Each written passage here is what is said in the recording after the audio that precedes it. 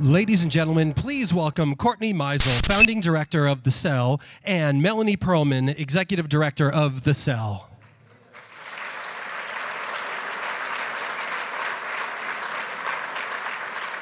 Good evening, ladies and gentlemen, and welcome to the kickoff of Denver's 2010 Homeland Security Conference.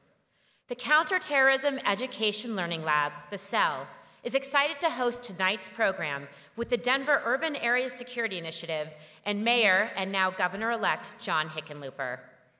The UASC Shared Strategies Conference, taking place over the next 3 days, brings together law enforcement, first responders, healthcare professionals, and the business community from across our state, across the nation, and across the globe to study best practices on prevention, preparedness, and response. To that end, I want to recognize the vision and leadership of Governor Ritter, Mayor Hickenlooper, the UASC Executive Board and team led by Dan Alexander, Director of Denver's Office of Emergency Management, and Captain Jennifer Steck, in putting together a conference of this caliber. I also want to welcome and thank the many dignitaries and thought leaders from Israel and across the U.S. We applaud your commitment to keeping our community safe. The Cell is excited to participate in tonight's program as it falls directly in line with our vision.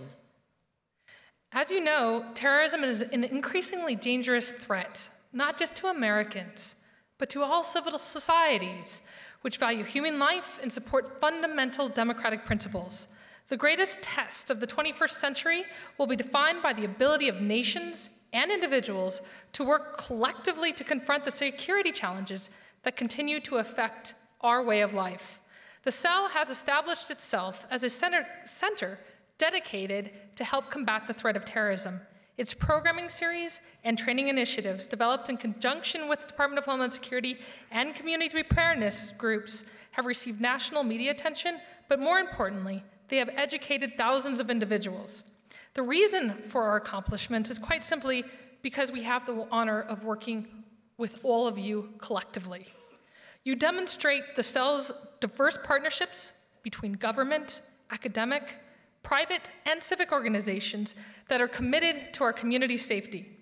This evening's program is yet another great example of this collaborative effort, and I would like to recognize tonight's sponsors: AIPAC, American Israel Public Affairs Committee, the Allied Jewish Federation of Colorado, the Colorado Emergency Preparedness Partnership, the Denver Art Museum, our feature sponsor, the Denver Post, Fastlane Productions, and Red Cross Mile High Chapter.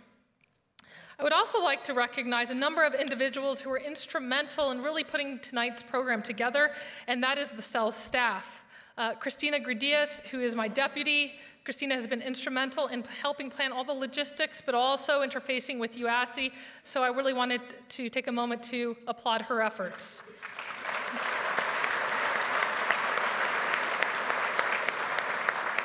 And I also want to recognize the rest of my staff: Kristen, Karen, Doug, and Suzanne, as well as Laura Teal, Larry Meisel's executive assistant, who've really been instrumental in planning tonight's event. Thank you all.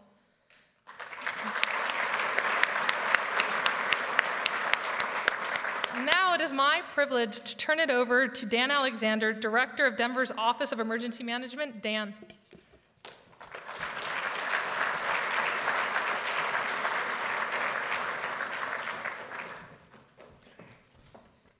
Thank you, Melanie. Thank you, Courtney. Good evening, everyone. Welcome. It's a great honor to open up this conference in this venue with the partnership of The Cell.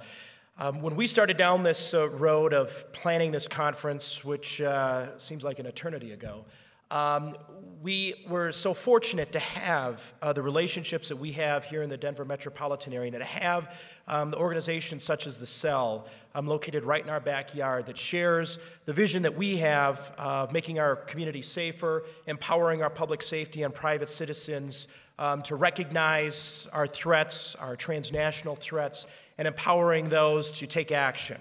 And the CEL has been a great partner in doing that for us and that provide that programming. And it was a natural fit for this conference to kick off, if you will, this evening in this great venue with this great program. I would also like to acknowledge for the UASC conference the Shared Strategies for Homeland Security that will be taking place over the next 3 days at the Sheraton Hotel.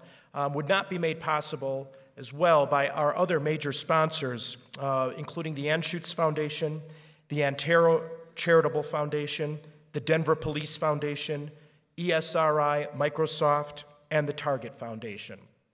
Without the support of those sponsors, this conference, again, would not have been possible. You know, as the Director of Emergency Management and Homeland Security for the City and County of Denver and the Chairperson of the Denver Urban Area Security Initiative, we have to interact on a regional and state level. The way in which we have effectively been able to accomplish our goals is for the governor and his Office of Homeland Security to provide the environment for this type of collaboration and cooperation. As a former district attorney, Governor Ritter has a profound understanding of the security issues that we face locally, regionally, nationally, and even internationally. In fact, Governor Ritter has fostered important transnational cooperation for Colorado. This summer, he spent a week in Israel developing partnerships and agreements across numerous sectors, including water, biotech, agriculture, and security.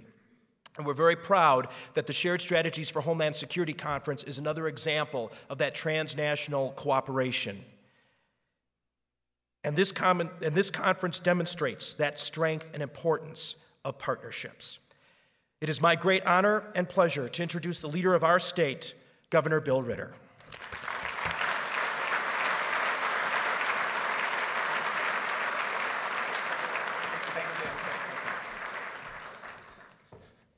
Thank you, Dan, for the introduction. It's a great crowd here tonight. I'm going to take a moment of personal privilege because I suspect it'll be the last time that I'll speak at a CEL event while I'm governor of the state. And I would just say to all those that have been involved in the formation of the CEL, it really is a dramatic contribution, not just to the Denver community or the Colorado community, but to the country.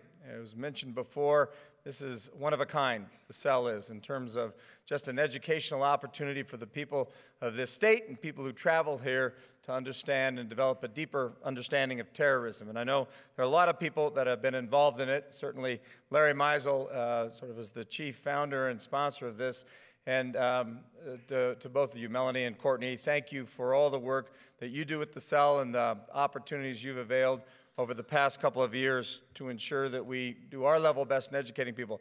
I was with Janet Napolitano as she toured the CEL and was really, I think she was overwhelmed by the kinds of things that are happening here and thankful that there are people that care enough about our fight against terrorism that you would put something like this together. So it's been an honor as governor to be able to partner with you in so many ways, and I can speak for our folks in Homeland Security, both General Mason and then Chief Trujillo after him, as the partnership that we've had and we've been able to form has done very good things, both on the nonprofit side and on the state side.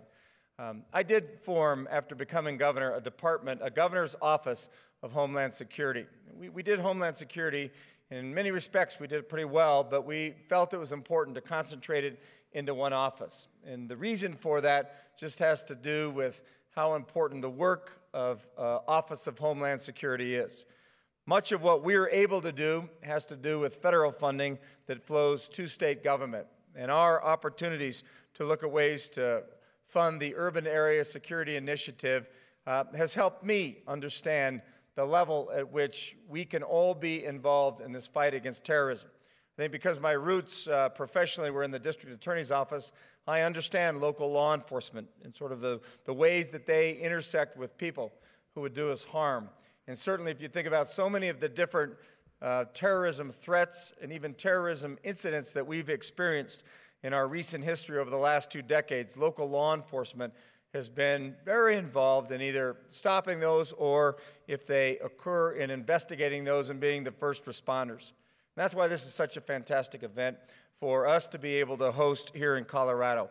this ability to talk about security and talk about the first responders and really learn from international experts about preventing terrorism and doing it from the perspective of police, or in our case, police, fire, EMTs, and our National Guard.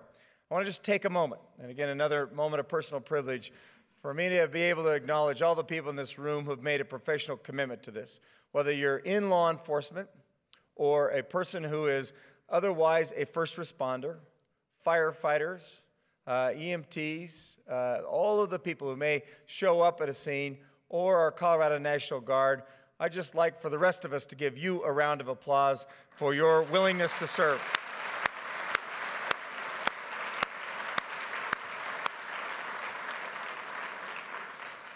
As Dan alluded, a group of Coloradans took a trip this summer to Israel. We were there in July for a week, sponsored by the Allied Jewish Federation.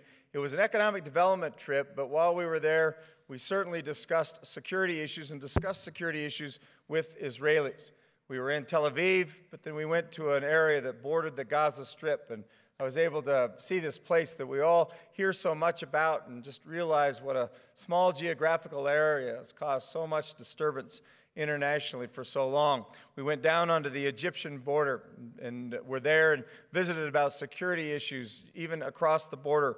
We went up into Jerusalem. We spent a lot of time in the Negev desert. We were talking about agriculture and water issues, energy issues certainly. Went up to Jerusalem, spent a fair amount of time in Jerusalem speaking with ministers, Israeli ministers, but as well developing our own sense about what a complicated situation it was and is. We went to the Sea of Galilee and spent time on the Sea of Galilee and took a trip kind of along the wall, both up and back, and really came away, I think, as intrigued in a sort of serious and somber way by the situation in the Middle East as anything I've ever experienced. I often tell people I think about it every day, our trip to Israel, because of how complicated it is and really how layered so many parts of it are.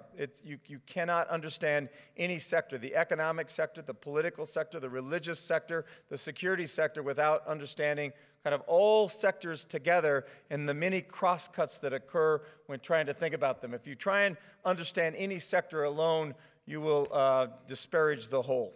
You really have to try and think about it as an entire situation. Security is just one facet of that, but it's obviously a very important facet. And that's why it's important to have Israelis here, to have them share with us their experiences regarding their own terrorism issues and the opportunities that they've availed themselves to prevent terrorism, to investigate terrorism, and talk to us about how we do our level best at securing our borders, but securing the heartland as well. Tonight, it is my pleasure to introduce our keynote speaker, who knows a great deal about the topic as well. He's Honorable Juan Zarate. Mr. Zarate is currently the Senior Advisor to the Center for Strategic and International Studies and is the Senior National Security Analyst for CBS. From 2005 to 2009, Mr. Zarate served as the Deputy Assistant to the President of the United States and as the Deputy National Security Advisor for Combating Terrorism. In these roles, he was responsible for developing and overseeing the effective implementation of the United States government's counterterrorism strategy. Prior to joining the NSC, Mr. Zarate served as the first assistant to the Secretary for Terrorist Financing and Financial Crimes, where he led Treasury's domestic and international efforts to dismantle terrorist financing. Mr. Zarate also served as a prosecutor in the Department of Justice's Terrorism and Violent Crime Section, where he worked on terrorism cases, including the USS Cole investigation. Please help me now welcome the Honorable Juan Zarate.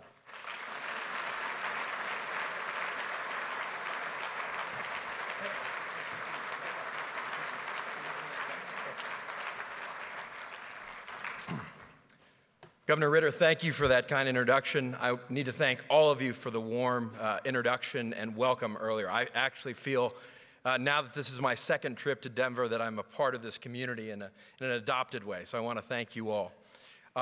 Let me thank the sponsors of this event, and in particular the CEL, Melanie, Courtney, an incredible organization. I think much has been said about it, but I don't think it's fully appreciated, especially outside of Denver. I don't think folks in Washington truly appreciate what you've built out here, and I want to thank you. I want to thank the governor-elect for his remarks earlier, and I want to thank and welcome the Israeli delegation, distinguished delegation, from whom not only we will learn a lot, but hopefully get to impart and share information throughout the conference. Finally, let me commend those who are part of the Urban Area Security Initiative, both those who are programmatically involved. I met a few of you during the reception. Those who are learning about it for the first time. I think it is both an example of how state and local communities can take ownership over security issues at home. And so let me commend you all for a wonderful conference and the right actors brought together. And Dan, let me thank you as well and the city of Denver, because I think Denver in some ways provides an example for how local communities and municipalities really can empower their citizenry to take ownership over these issues, to not feel powerless in the face of the threats that we face in the 21st century.